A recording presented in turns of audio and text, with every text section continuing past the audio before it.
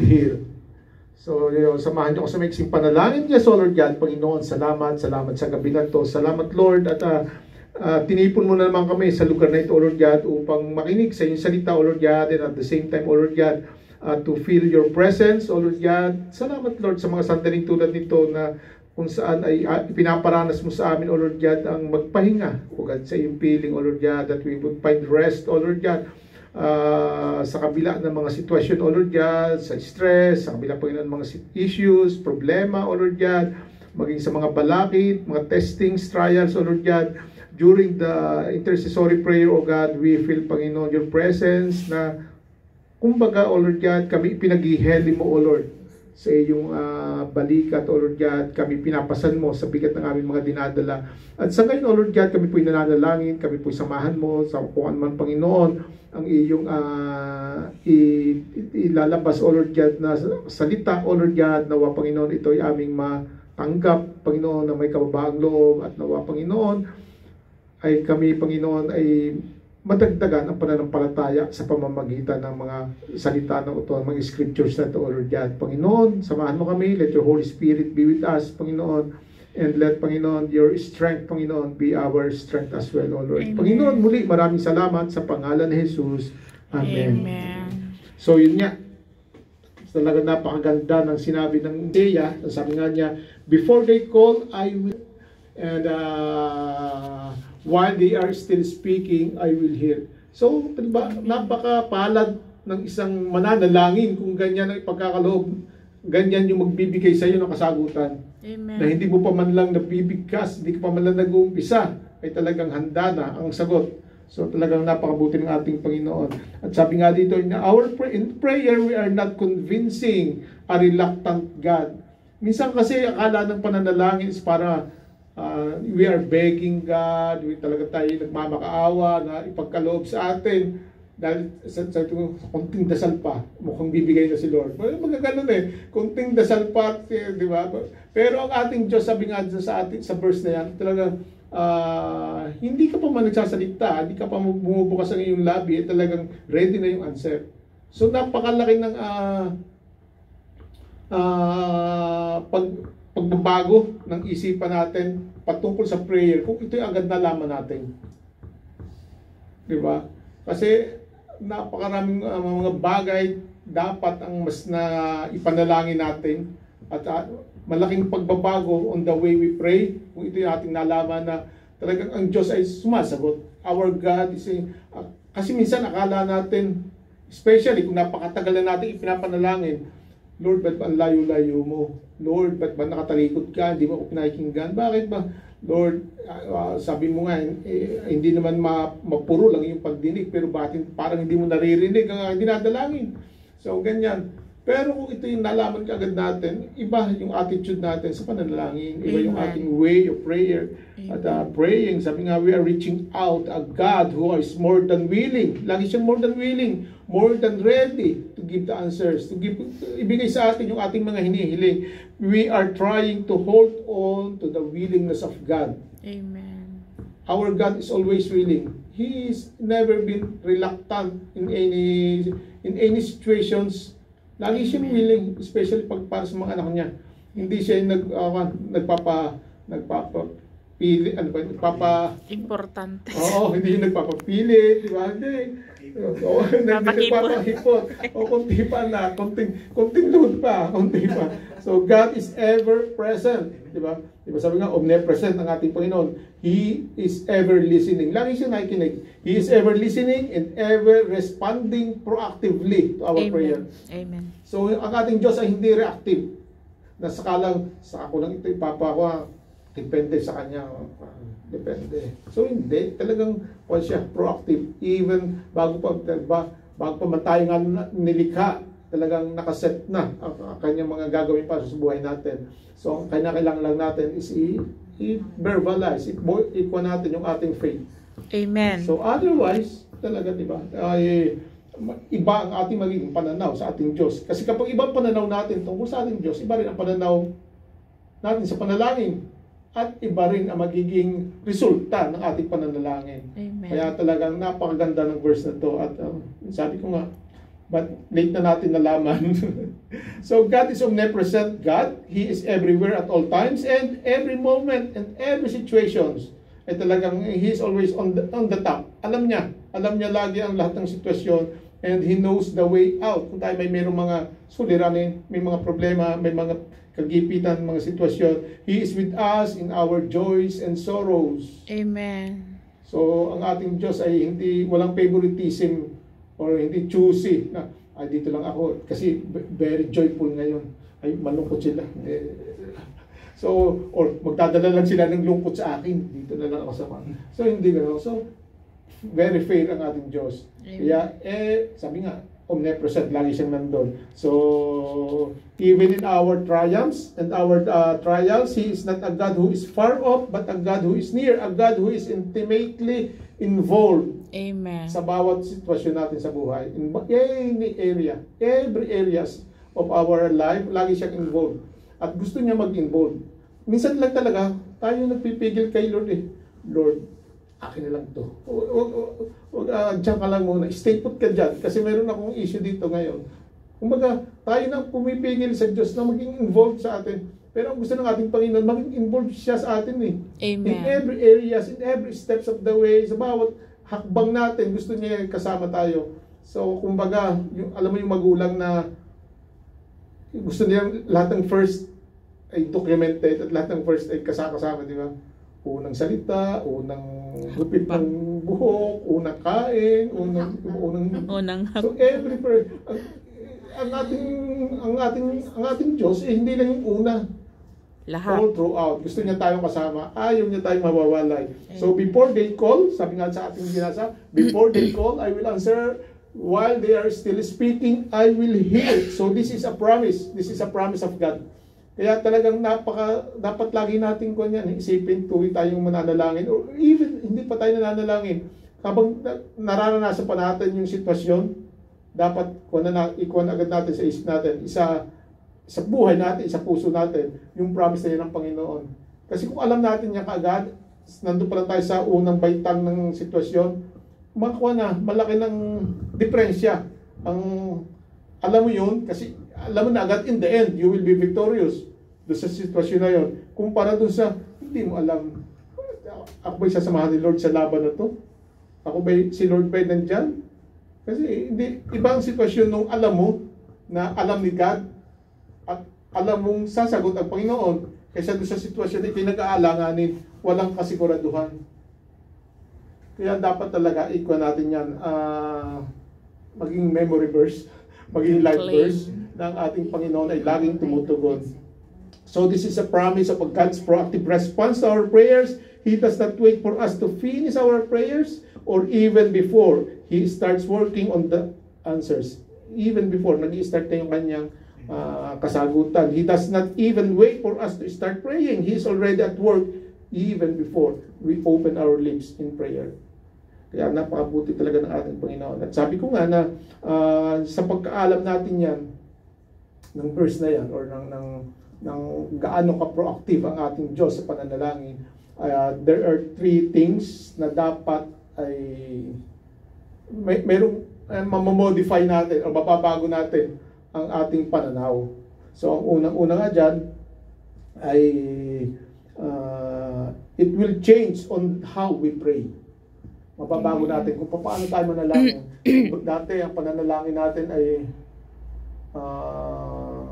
di ba? Minsan pinapanalangin natin kung sa tingin mo ano lang yung kayang sagutin ni Lord. O kaya limited. We give limitations nga sa mga pinapanalangin natin. So, minsan medyo may pagkakuha din tayo yung sigurista. Kasi ito lang, kumbaga tayo na nagtatanggal din ng mga kuhan, di ba? Tayo na pumipili, ito'y papunta kay Lord, ito'y akin na lang to, ito'y pagkisikapan ko na lang.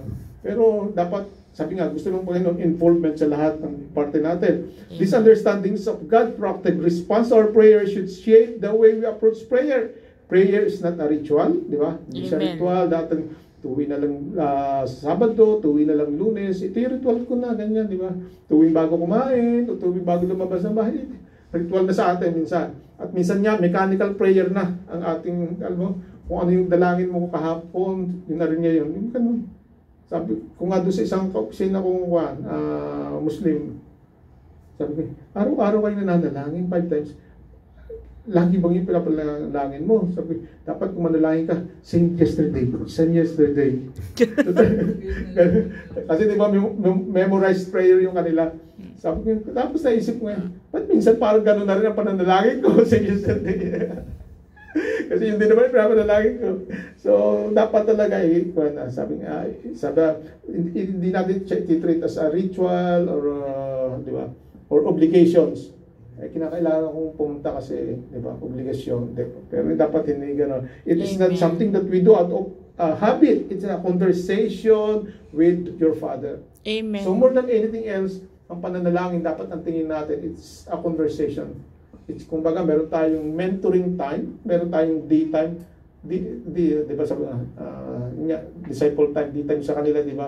So, ganun din ang natutunan ko before, D-time. So, dapat may D-time ka sa mentor mo, may D-time ka kay Lord. Yung oras ng pananalangin, that we have some discipling time with God. And, it's a conversation, sabi nga, your prayer is a conversation that He is eager to have with us. Amen. So kung minsan ka lang excited kapag, kailan ba? Kapag may hilingin o magpapasalamat, pananalangin. Pag IP. Pero ang ating Diyos, lagi excited yan. Kahit na whatever the situation sa ilalapit mo, Amen. whether it is may hilingin ka, excited yan. Kasi gusto niya talagang may hinihiling tayo, Amen. or magpapasalamat tayo, excited pa rin yan. Or kung may problema tayo, excited siya. Kasi gusto Amen. niya talagang yung intimacy sa atin. Amen.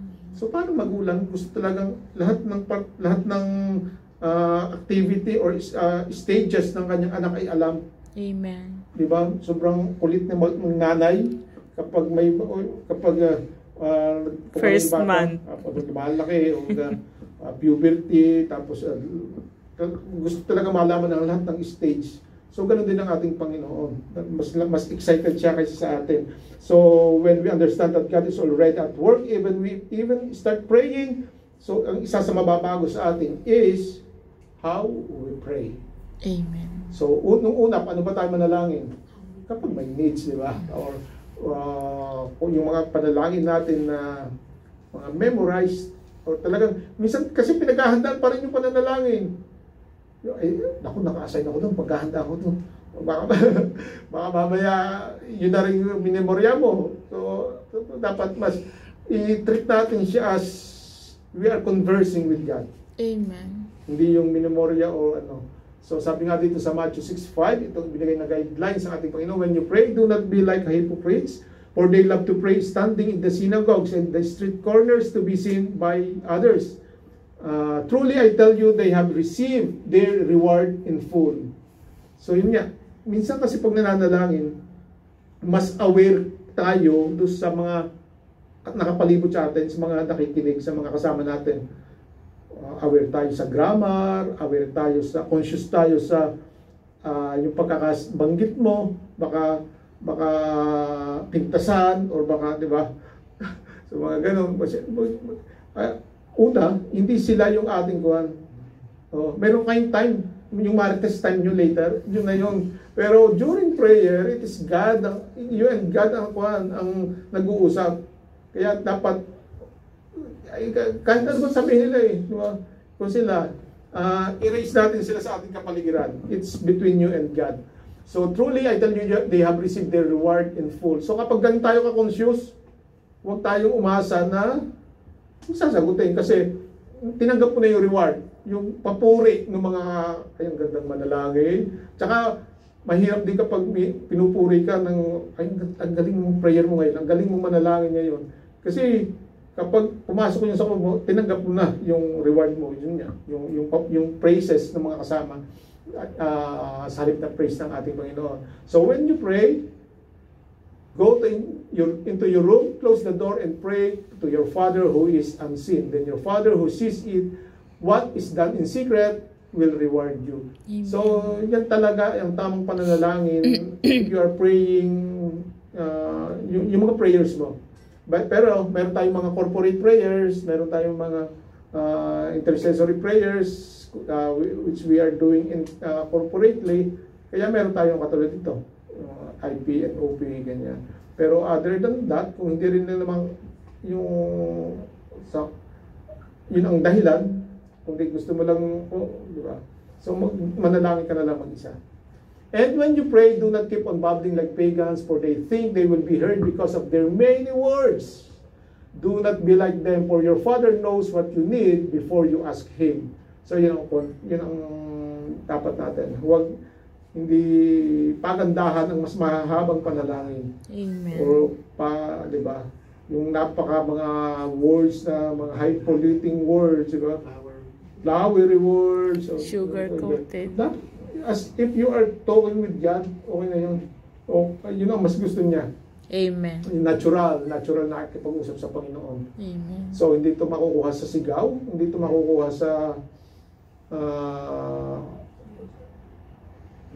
speak in tongues na, di ba? If the motive is for the praises nung nakapaligid. Amen. So, it's between you and God. Amen. So, isa pa dyan, sabi dito sa 1 Peter 5 verse 7, para karoon tayo ng pagbabago sa panalangin, is cast all your anxieties on Him because He cares for you. So, yun ang kwan niya, ang gusto ng ating Panginoon, na ikaw ay magkipag-usap sa Kanya because He cares for you. Amen. So, God does not care of your grammar. Ang Panginoon hindi tumitingin kung tama yung mga sentences mo. Amen. Ang Panginoon ay tumitingin sa buhay mo. He cares for you. He cares for your situation. He cares for your needs. Kaya yun ang pagpanalangin natin. Kung hindi yung corporate, kung tayo mag-isa, yung natin, yung sitwasyon natin, ang ikuha natin. Sabihin mo kung nahihirapan ka, di ba? Nabibigatan ka, Amen. kung napipilitan ka, everything. Kung nasasaktan ka, sabihin mo sa Panginoon. Amen. So, wag sa mga magagandang salita. So, ang pangalawa na binabago dahil pagkalo natin proactive ang ating Panginoon sa pagsagot sa ating mga panalangin is the expectations in prayer. So, napakalaking bagay yung expectations para magkaroon tayong mga answered prayers. Because if you are expecting less din yung matatanggap mo. Tulad nga sabi natin, there's no limitations kapag ating Diyos ang kumilos. So, sabi nga dito, kapag you're expecting for prayers, dapat ay iba ang iyong pananaw. Sabi nga ay, we don't have to beg or plead for God to hear us. Amen. We don't have to shout or scream to get His attention. And if we can come to Him with confidence, knowing that He is already listening, already responding. Amen. So kapag alam mo na nakikinig na siya, at saka talagang nagre-respond na siya even before you start your prayer, is talagang alam mo na yung expectation mo. Kasi alam mo ito'y narinig. So hindi ka yung nag-conscious na baka may ito hindi nakarating sa Diyos. Baka di ba? Ganyan. So the confidence in God's proactive response to our prayer should also shape the contents. So, the expectation, nandun din yung contents ng ating prayer. Sasabi nga dito na we don't have to present a detailed plan on for how God should answer our prayers. So, hindi ganun. Kasi minsan, tinatanggalan na natin si Lord ng kanyang in giving you the best for you. Kasi ikaw nang pumili ng para sa'yo. Pinili mo na si ano ba yung kotse? Yung mahirap spelling? Lamborghini. Si Lamborghini. Pinili mo na. Ang gusto ni Lord, mas mag-better pa sa'yo. Yaris. So, minsan naririnig natin dapat mag-specific ka. Dapat mag-specific ka in detail sa mga panalangin mo para ibigay ng Panginoon. Pero, in doing so, tinatanggalan na natin siya ng kanyang ng rights ang ating Panginoon na ibigay sa atin yung kanyang gustong ibigay. So, I do believe, binanggit lang niya, maging specific ka kasi ang tao talagang napaka-changeable. Sasabihin mo, bigyan po ako Lord ng kotse. Tapos, ay ba't puti? Ang hinihingi, ang gusto ko yung blue. Kasi ganun pabago-bago, kaya sabing maging specific. Pero ibig lang sabihin niya, kung manalangin ka, maging kuha ka sa yung yung Direct. Oo. Yung sigurado Consistent. o consistent na hindi yung pag ibinigay. Kasi ang ganun ng tao pag ibinigay na, hindi yan isa. Diba? So yung mga ganun bagay, kung ano yung kaya yun nasabi mag-specific. Pero the real sense of it is, bigyan natin si Lord ng yung kanya, yung ibigay natin sa kanya kung ano yung ibibigay sa atin. Amen. Oo. So yun, if you are expecting something, alam mo, ibigay mo na kay Lord. Kasi bibigyan ka naman niya lagi ng the best Hindi Amen. niya bibigyan ng kulang, hindi kanya bibigyan ng mas maliit. So this confidence is proactive. We don't have to present a detail niya and we don't have to convince Him to care about our needs. Hindi Amen. na natin kailangan magpaawa. Amen. Kasi alam niya ating sitwasyon. And we can simply share our hearts with Him knowing that He already knows what we need. And He's already working on the answer. Amen. He's already working on the answer. So yun lang ang gusto niya Yung malaman, alam na naman niya Gusto niya lang ikaw huminga, lumapit sa kanya. Amen. At ikwento mo in your words kung ano yung pinagdadaanan. Amen. Kasi minsan kahit kay Lord sugar-coated pa rin ang pinagdadaanan natin. Hindi pa rin natin nasasabi kung ano yung talagang sitwasyon. Si Lord na yun, alam na niya. Alam na niya yung kulay mo, alam na niya yung amoy mo. So hindi mo na kinakailangan magpabango para, Lord, pabango ako ngayon. Hindi, alam na niya. So, Amen. So the promise of God's proactive response to our prayer should also shape our expectation in prayer. Sabi nga dito, Psalms 5 verse 3, In the morning, O Lord, you hear my voice. In the morning, I lay my request before you and wait in expectations. So dapat talaga, when we pray, dapat you should expect for answer. Amen. Useless ang prayer mo kung hindi ka nag-expect ng kasagutan. Ba't ka nanalangin? Wala ka palang ine-expect. Amen. So dapat we should expect the answer from God. So dapat lahat ng pinapanalangin natin ay mayroong ine-expect tayo. Kahit gaano pa, kahit katagal, alam natin ang si Lord ay talagang sumasagot. Amen. Sumasagot siya sa ating mga panalangin. Katulad sa, ako nga may pinapanalangin na, ilang taon na nga pa ako nito? 26. So may pinapanalangin ako na mga 28 years na. Yung tungkol sa kapatid ko. So yung kapatid ko na, si Jojo, na after mag-graduate ng college, kasi officer siya ng ROTC, decide siya na mag-training sa sundalo. At doon siya nagkaroon ng trauma at humantong sa depression. So, nung pag-uwi, takot na siya sa mga putok, takot na siya sa... Kasi pag-uwi, bagong taon, so putukan. Kaya doon namin na-discover na may nagkatakot siya. War shock. Hindi man siya training pa lang naman Pero parang war shock. So, yun ang one niya. Pero hindi naman, kung ordinary, hindi kasi officer nga siya ng ROTC, kumbaga nakuha na siya ng mga ganun. So since then, ay yun nga, 26 years ko na ipapanalangin yung kanyang depression, pero nag-develop sa schizophrenia. Schizophrenia. Schizophrenia.